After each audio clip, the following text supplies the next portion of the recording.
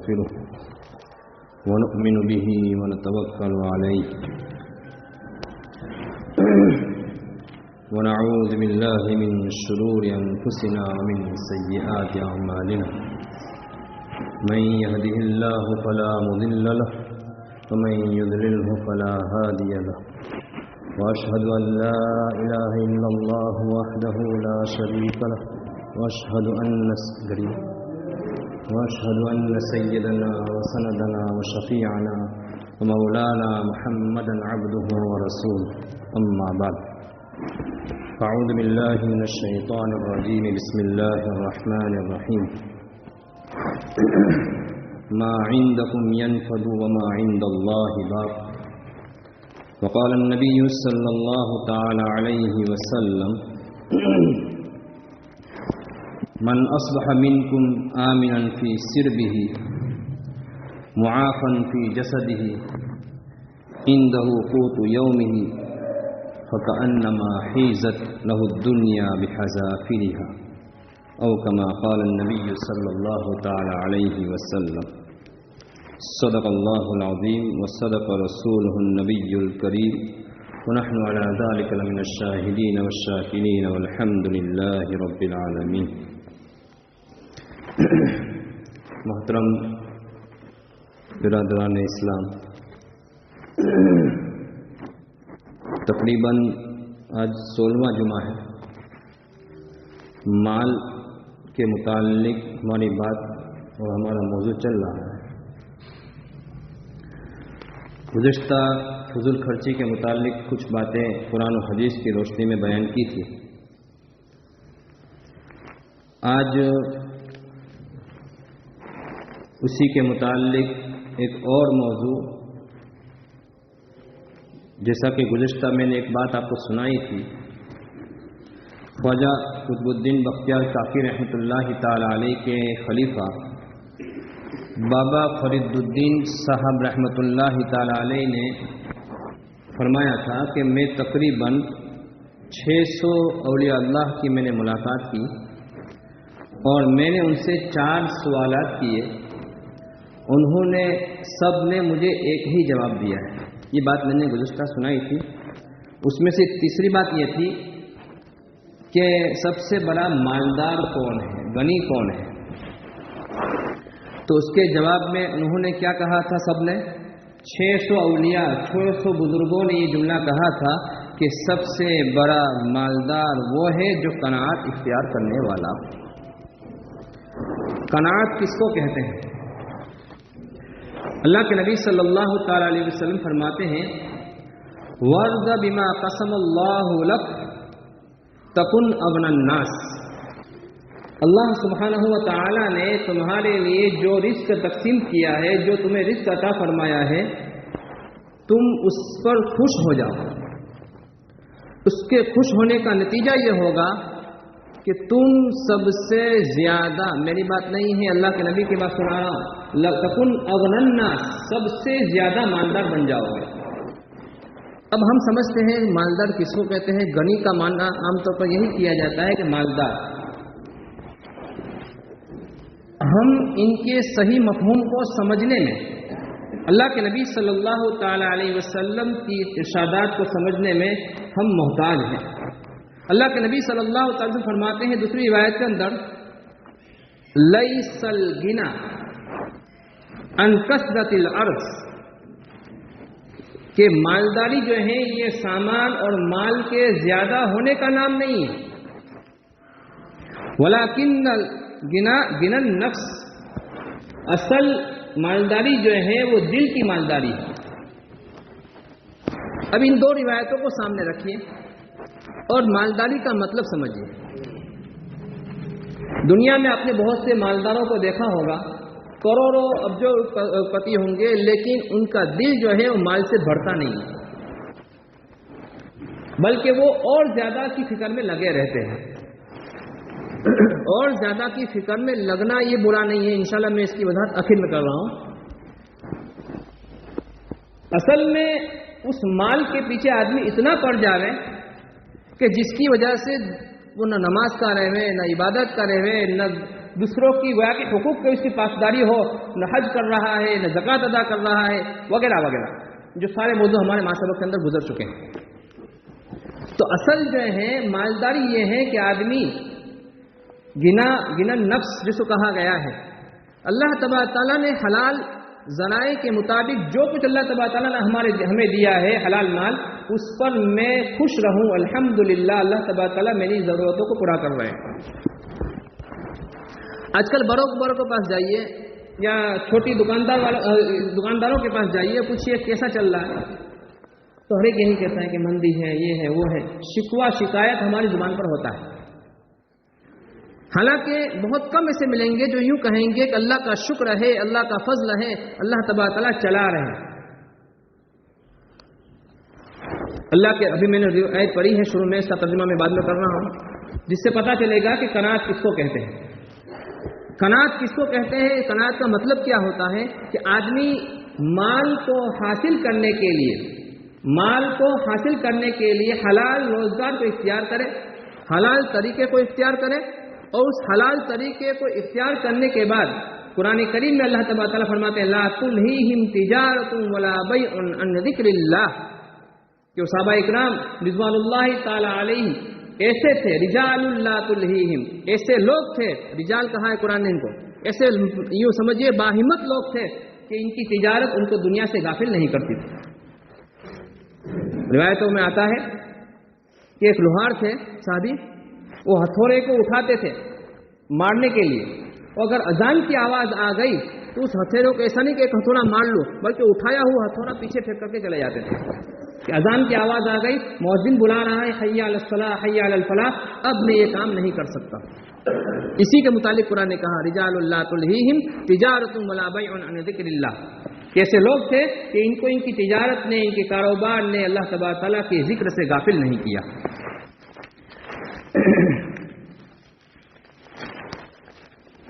اللہ کے نبی صلی اللہ تعالی علیہ وسلم کی ایک دعا ہے اللہم قنعنی بما رزقتنی، اے اللہ، دیکھو اللہ کے نبی صلی اللہ تعالی علیہ وسلم نے مالداری کو نہیں مانگا، مال کی زیادتی کو نہیں مانگا۔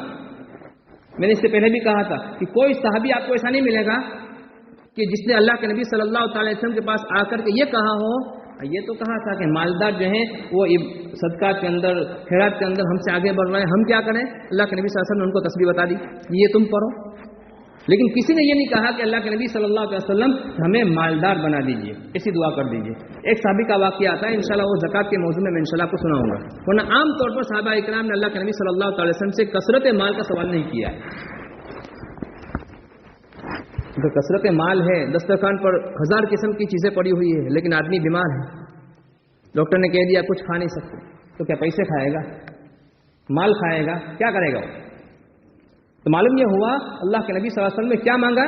اللہم قنعنی بما رزقتنی، قناعت جس کو کہتے ہیں ہماری زبان میں کہہ لیجیے تھوڑے پر بس کر لینا، آسان الفاظ میں، اے اللہ آپ نے مجھے جو دیا ہے اس پر مجھے قناعت کی، تھوڑے پر بس کر لینے کی توفیق نصیب فرما۔ اور پھر آگے کیا فرمایا؟ وبارک لی فیہ، اور جو مجھے دیا ہے اس میں آپ برکت عطا فرما دیجیے۔ ذہن میں رکھیے گا، برکت کا مطلب یہ نہیں ہے کہ 10 تھے تو 20 ہو جائیں گے، نہ، برکت کا مطلب یہ ہے کہ آدمی کے پاس 10 ہی ہے اور خرچہ 12 کا تھا اور 6 میں کام چل رہا ہے، یہ برکت۔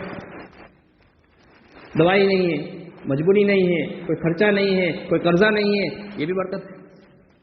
تو اللہ کے نبی صلی اللہ تعالی علیہ وسلم فرما رہے ہیں وبارک لی فیہ، اور مجھے اس میں برکت عطا فرمائیے۔ اور پھر اللہ کے نبی صلی اللہ علیہ وسلم فرماتے ہیں وَاخْلُفْ عَلَىٰ كُلِّ غَائِبَةٍ لِّي مِنْكَ بِخَيْرٍ، اے اللہ جو کچھ مجھے حاصل نہیں ہوا ہے اس میں سے مجھے وہی عطا فرما جو میرے لیے بہتر ہو، آئندہ مجھے وہ عطا فرما جو میرے لیے بہتر ہو۔ میں تو سمجھ رہا ہوں کہ یہ مال جو میں کوشش کر رہا ہوں میرے لیے بہتر ہوگا، پتہ نہیں میرے لیے بہتر ہوگا کہ نہیں ہوگا، اے اللہ اب اس کو میرے لیے بہتر بنا دیجیے۔ یہ اللہ کے نبی صلی اللہ تعالی علیہ وسلم کی دعا ہے۔ اللہ کے نبی صلی اللہ تعالی علیہ وسلم کو اللہ تبارک تعالیٰ نے اختیار دیا تھا کہ نبی بنو اور بادشاہ بنو، یا نبی بنو اور عبد، یعنی اللہ تبارک تعالیٰ کے بندے اور غلام بنو۔ اللہ کے نبی صلی اللہ تعالی علیہ وسلم نے حضرت جبرائیل علیہ السلام سے اس طریقے سے دیکھا جیسے پوچھ رہے ہیں، مشورہ کر رہے ہیں، آدمی اشارہ میں بات ہوتی ہے، تو اللہ کے نبی صلی اللہ علیہ وسلم کو حضرت جبرائیل علیہ السلام نے اس طریقے سے اشارہ فرمایا، یعنی چھوٹے بن بادشاہ نہیں، تو اللہ کے نبی صلی اللہ علیہ وسلم فرمایا کہ میں نے نبوت اور عبدیت کو اختیار کر لیا۔ حضرت سلیمان علیہ السلام کو اللہ تبارک تعالیٰ نے بادشاہت بھی دی تھی اور نبوت بھی دی تھی۔ اللہ کے نبی صلی اللہ تعالی علیہ وسلم نے نبوت کے ساتھ بادشاہت کو نہیں بلکہ نبوت کے ساتھ اللہ کے نبی صلی اللہ تعالی علیہ وسلم نے عبدیت کو اختیار کیا۔ اسی کو اللہ تبارک تعالیٰ قرآن کریم میں اللہ کے نبی صلی اللہ تعالی علیہ وسلم کی گویا کے متعلق فرما رہے ہیں، سبحان الذی اسری بعبدہ لیلا من المسجد الحرام الی المسجد الاقصی۔ یہاں پر دیکھو بنبیہ برسولہ نہیں کہا، بعبدہ کہا، اور اللہ کے نبی صلی اللہ علیہ وسلم فرماتے ہیں کہ میں ایسے کھاتا ہوں جیسے کہ ایک غلام کھاتا ہے۔ میں اس گویا کے ٹیک لے کر کے اللہ کے نبی صلی اللہ علیہ وسلم کبھی نہیں کھاتے تھے۔ اکل کما یاکل العبد، میں ایسا کھاؤں گا جیسے کہ غلام کھاتا ہے۔ یہ عاجزانہ، یہ عاجزی تھی اللہ کے نبی صلی اللہ تعالی علیہ وسلم کی۔ اللہم قنعنی بما رزقتنی وبارک لی فیہ۔ اب ظاہر ہے ہمیں یہ چیزیں اختیار کیسے ہو سکتی ہیں، اس کے لیے ایک نسخہ بتایا ہے، حدیث میں بھی اس کی تفصیل ملتی ہے، میں بہت ہی وقت کم ہے، بہت ہی مختصر میں آپ کو سمجھا رہا ہوں۔ اس کے لیے سب سے بہترین نسخہ کیا ہے؟ عام طور پر ایسا ہوتا ہے ہم جو ہے دنیا کے معاملے میں اپنے سے بڑوں کو دیکھتے ہیں اور دین کے معاملے میں اپنے سے چھوٹوں کو دیکھتے ہیں۔ یہ ہماری سوچ جو ہے تھوڑی اس کو بدلنے کی ضرورت ہے۔ دین کے معاملے میں اپنے سے بڑوں کو دیکھے تاکہ یہ ہو کہ یار اللہ کا یہ بندہ کسی اللہ کی عبادت کر رہا ہے، میں بھی کچھ آگے بڑھوں، اس کے اندر میں بھی کچھ کروں۔ اگر اپنے دین کے معاملے میں چھوٹوں کو دیکھا، یعنی ان کو دیکھا جو نماز نہیں پڑھ رہا ہے، تو سوچیں گے یار میں تو اچھا ہوں، میں تو نماز پڑھ رہا ہوں، دل میں یہ بات آئے گی، کبھی ترقی نہیں ہوگی، جہاں ہو وہیں رہیں گے۔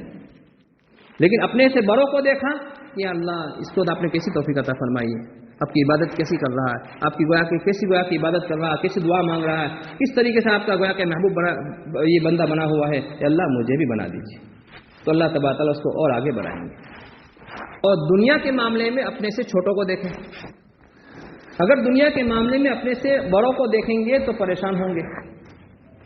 مثال کے طور پر ہمارے پاس گاڑی ہے تو ہم دیکھ رہے ہیں 4 ویل والوں کے، یار میرے پاس بھی 4 ویل ہوتی تو اچھا ہوتا، تو یہ چیز ہے نا آدمی کو پریشان کر کے رکھ دے گی۔ جب تک وہ 4 ویل اس کو حاصل نہیں ہوگی وہاں تک وہ پریشان رہے گا۔ ارے اللہ کا بندہ اس کو دیکھ جس کے پاس سائیکل ہے، تو تجھے اللہ کا شکر ادا ہو گیا، اللہ میرا آپ کا فضل ہے کہ آپ نے مجھے گاڑی عطا فرمائی۔ اس کو دیکھ جو پیدل چل کے جا رہا ہے، کہ اللہ آپ کا فضل ہے کہ آپ نے مجھے گاڑی عطا فرمائی۔ پیدل چل کر جا رہے ہیں تو اس کو دیکھیے جس کے پیروں میں جوتے نہیں ہیں، کہ اللہ آپ کا فضل ہے کہ آپ نے مجھے اپنے فضل سے جوتے عطا فرمائے، اس بیچارے کے پاس جوتے بھی نہیں۔ اگر آپ کے پاس جوتے نہیں ہیں تو اس کو دیکھیے جو بیچارہ پیروں سے معذور ہے، یا اللہ آپ نے مجھے پیر تو عطا فرمائے، میں چل تو سکتا ہوں اور یہ تو پیروں سے بھی معذور ہے۔ تو یہ اس طریقے سے اگر ہم سوچیں گے، ہمارے اکابر میں ایک بزرگ گزرے ہیں ابن عون رحمۃ اللہ تعالی علیہ، وہ اپنا واقعہ سنا رہے ہیں کہ میری ابتدائی زندگی ایسی تھی کہ میں ہمیشہ بڑوں کو دیکھتا تھا، دنیاوی اعتبار سے مالداروں کو دیکھتا تھا، تو ہمیشہ میں پریشان رہتا تھا کہ اس کے پاس یہ چیز ہے میرے پاس نہیں، اس کے پاس یہ چیز ہے میرے پاس نہیں، اس کے پاس فلاں چیز ہے مجھے اس کو حاصل کرنے کی فکر کرنی چاہیے۔ اب ظاہر ہے کہ یہ حاصل نہیں کر سکے گا تو بعض مرتبہ آدمی جو ہے پھر ناجائز طریقے سے مال کمانے کی فکر کرتا ہے اس کی وجہ سے۔ تو میں نے اپنا علاج یہ کیا کہ میں نے اپنے سے نیچے والے طبقے کو، غریبوں کو دیکھنا شروع کر دیا، جو دنیاوی اعتبار سے غریب تھے، جن کے پاس مال کم تھا، میں نے ان کو جب دیکھنا شروع کیا فاسترحت، تو مجھے آرام مل گیا، میں نے راحت محسوس کی۔ اب اصل میں نے بھی کہا تھا کہ آخر میں اس حدیث کا ترجمہ کروں گا، جب بھی میں نے شروع میں پڑھی تھی۔ اللہ کے نبی صلی اللہ تعالی وسلم فرماتے ہیں کہ من اصبح منکم فی سربہ، جو شخص، اب یہ ذرا ترجمہ سمجھیے اور سوچئے اور اپنے پر فکر کیجئے کہ اللہ تبارک تعالیٰ نے مجھے کیا نہیں دیا ہے، اور جتنا شکر ادا کرو گے اللہ تبارک تعالیٰ اور عطا فرمائیں گے۔ اس روایت کے اندر کیا فرما رہے ہیں اللہ کے نبی صلی اللہ تعالی علیہ وسلم، من اصبح منکم آمنا فی سربہ، کہ تم میں سے کسی آدمی اس حال میں صبح کی کہ اس کے گھر سب اطمینان سے ہے، کوئی ٹینشن نہیں، کوئی بیمار نہیں ہے، کوئی پریشان نہیں ہے، گھر میں کسی قسم کا کوئی دشمن کا کوئی خوف نہیں ہے، اطمینان سے، پہلی نعمت۔ اور دوسری نعمت اللہ کے نبی صلی اللہ علیہ وسلم فرماتے ہیں معافن فی جسدہ، صحت کے اعتبار سے اللہ تبارک تعالیٰ نے اس کو تندرست رکھا ہے، کوئی ایسی مہلک اور پریشانی اور کوئی بیماری نہیں۔ ایک بزرگ کے پاس ایک صاحب عیادت کرنے کے لیے گئے جو بیمار تھے۔ ہمارا کیا حال ہوتا ہے، کوئی آتا ہے تو جتنی شکایت ہوتی ہے سب کر دیتے ہیں، تو انہوں نے ساری نعمتیں اللہ کی شمار کرنے بیان کرنا شروع کر دی کہ اللہ کی زبان اللہ نے صحیح سالم رکھی ہے، آنکھ صحیح سالم رکھی ہے، پیر صحیح سالم رکھے ہیں، ہاتھ صحیح سالم رکھے، وہ ساری نعمتیں گنا رہے ہیں اس عیادت کرنے والے کو۔ آخر میں کیا کہا، بس معمولی سا بخار ہے، اللہ کرے گا تو بھی ٹھیک ہو جائے گا۔ دیکھیے یہ اللہ تبارک تعالیٰ کی نعمتوں کی قدر ہوتی ہے کہ اللہ تبارک تعالیٰ نے مجھے اتنی نعمتیں دی ہے، ایک معمولی بخار دیا ہے، حدیث میں آتا ہے کہ ایک رات کا بخار جو ہے انسان کی گویا کے گناہوں کی کفارہ بن جاتا ہے۔ تو اب ظاہر ہے کہ ہم کہیں گے وہ اتنا بخار آ گیا، یہ ہے وہ ہے، اتنی دوائی کی نہیں ہو رہا ہے وغیرہ وغیرہ، تو یہ ہمارے اکابر تھے کہا کہ بس اتنی ہی تکلیف ہے، باقی ساری نعمتیں ہی نعمتیں ہیں۔ تو یہ اللہ والوں کی جو ہے اللہ تبارک تعالیٰ کی نعمت اس طریقے سے وہ بیان کرتے ہیں۔ اور تیسری بات فرمائی ہے اندہ قوت یومہ، اس کے پاس ایک دن کے کھانے کا نظام ہو۔ پہلی بات گھر میں کوئی ٹینشن نہیں ہے، کوئی خوف نہیں ہے، کوئی پریشانی نہیں ہے۔ دوسری بات جسم کے اعتبار سے صحیح سالم ہے۔ تیسری بات ایک دن کے کھانے کا انتظام ہے۔ اللہ کے نبی صلی اللہ تعالی علیہ وسلم فرماتے ہیں کہ فَكَأَنَّمَا حِيزَتْ لَهُ الدُّنْيَا بِحَذَافِيرِهَا، کہ گویا کہ اس کو دنیا تمام نعمتوں کے ساتھ اس کو مل گئی، سمجھو پوری دنیا اس کو مل گئی۔ یہ تین نعمت اگر اس کے پاس ہے تو یوں سمجھو کہ اس کے پاس ساری دنیا ہے۔ اب بتائیے ہمیں اللہ تبارک تعالیٰ کی نعمتوں کا کتنا شکر ادا کرنا چاہیے۔ لیکن ایک بات میں ساتھ میں کہہ دوں کہ مال کمانے، آج میں بیان کر رہا ہوں تو اس کا مطلب آج نہیں سمجھ رہے ہوں گے کہ مال نہیں کمانا چاہیے، نہ یہ بالکل نہیں ہے۔ دونوں باتیں ذرا اس سے پہلے مال کی فضیلت بھی بیان کر چکا ہوں۔ اصل بات سمجھیے، مال آدمی اس نیت سے کماوے، اس نیت سے حاصل کر رہا ہے اور اپنے ذرائع کو اس لیے بڑھا رہا ہے تاکہ اللہ تبارک تعالیٰ مجھے مال دیں گے تو اس مال کو میں اللہ تبارک تعالیٰ کے راستے میں خرچ کروں گا، اللہ غریبوں کی مدد کروں گا اور کمزوروں کی مدد کروں گا اور لوگوں کے میں کام آؤں گا۔ مدارس ہیں، مساجد ہیں، اس میں اللہ تبارک تعالیٰ جو مجھے طاقت دیں گے اس کے مطابق میں خرچ کروں گا، تو یہ اس کے لیے بہت بڑی فضیلت کی بات ہے۔ جیسے مساجد میں بھی جمعہ کا بھی چندہ ہوتا ہے، اور اسی طریقے سے غلہ وغیرہ بھی ہمیں گھر پر رکھنے کے لیے دیا گیا ہے، تو اس میں بھی آدمی ہم یوں سمجھے کہ ہماری سوچ کو ذرا بدل دیجیے، اپنی سوچ کو۔ ہم یوں سمجھتے ہیں کہ وہ غلہ رکھا ہے نا اس لیے کہ مسجد کو اس کی ضرورت ہے، مسجد کو ضرورت ہے اس لیے میں نے اپنے گھر میں مسجد کا غلہ رکھا ہے، نہ، یہ اللہ کا گھر ہے، اللہ تبارک تعالیٰ اس کو چلاتے ہیں۔ سوچ بدل دیجئے کہ اس غلے کی ضرورت مجھے ہے۔ میں نے شروع میں آیت پڑھی تھی ما عندکم ينفد وما عند اللہ باق، جو آپ کے پاس ہے وہ ختم ہو جائے گا اور جو اللہ تبارک تعالیٰ کی بیک میں جمع ہو گیا وہ ہمیشہ باقی رہے گا۔ اس لیے مسجد کا جو غلہ ہم اپنے گھروں میں رکھتے ہیں اس کو اپنے آپ کو محتاج سمجھ کر رکھے کہ مجھے اس کی ضرورت ہے اس لیے میں نے اس کو رکھا ہے، اور اللہ تبارک تعالیٰ جو طاقت دے اور جو وسعت دے، جو ہمیں دے، اس کے مطابق ہم روزانہ تھوڑا تھوڑا، چاہے 1 روپیہ ہی صحیح، 10 روپیہ ہی صحیح، اس سے ہمارے بہت سے پیسے ادھر ادھر چلے جاتے ہیں، تو ہم اگر اس غلے کو اگر استعمال کریں گے، اس کے اندر پیسے ڈالتے رہیں گے، اللہ تبارک تعالیٰ کا وعدہ ہے کم سے کم کا 10 گنا، کہ اگر 10 روپیہ اگر ڈالیں ہم نے تو 100 روپیے کے برابر اللہ تبارک تعالیٰ ہمیں ثواب عطا فرمائیں گے۔ تو ہم اس کو یوں سمجھے کہ یہ مسجد کی ضرورت نہیں ہے، یہ تو میری قبر کی ضرورت ہے، یہ تو میری آخرت کی ضرورت ہے، وہاں پر مجھے جب یہ غلہ کا جو ثواب وہاں مجھے جو ملے گا تو وہاں پر اللہ تبارک تعالیٰ اس کا جو بدلہ دیں گے وہ ہمیشہ مجھے کام آئے گا۔ اس لیے وصول کرنے والوں کا انتظار بھی نہ کریں، بلکہ خود اپنی سعادت سمجھے، بھائی اس کی خدمت تو مجھے کرنی چاہیے، یہ تو مسجد کی خدمت ہے اور مسجد کی ایک گویا کہ خدمت کی ایک شکل ہے، میں خود جا کر کے اس کو جمع کراؤں گا اور وقت سے پہلے جمع کرا دوں گا تاکہ گویا کہ انتظام والوں کو آسانی رہے، اور اپنا گھر والوں کو بھی اس کی ترغیب دے، میں آپ کی جیب میں کبھی گھر میں آؤ چھوٹے پیسے پڑے ہو، جو بھی اپنی حیثیت اللہ تبارک تعالیٰ توفیق دے اس کے اندر ڈالتے رہو۔ اور ابھی جمعہ میں بھی چندہ ہوتا ہے، اس میں بھی اللہ تبارک تعالیٰ گویا کہ ہم آخرت میں ہمیں کام آئے گا، اس نیت سے ہم گویا کہ اس کے اندر خرچ کریں گے تو اللہ تبارک تعالیٰ ہمیں اتنا عطا فرمائیں گے، واللہ یضاعف لمن یشاء، جتنا اخلاص ہوگا اتنا گویا کہ اس کے اندر اور اللہ تبارک تعالیٰ ہمیں اضافہ فرمائیں گے، 10 تو کم سے کم ہے، پھر جتنا اللہ تبارک تعالیٰ اخلاص ہمارا ہوگا اس اخلاص کی وجہ سے ہمیں اور زیادہ عطا فرماتے رہیں گے۔ اللہ سبحانہ و تعالیٰ ہمیں ان باتوں پر عمل کرنے کی توفیق نصیب فرماوے۔ وآخر دعوانا الحمد للہ رب العالمین۔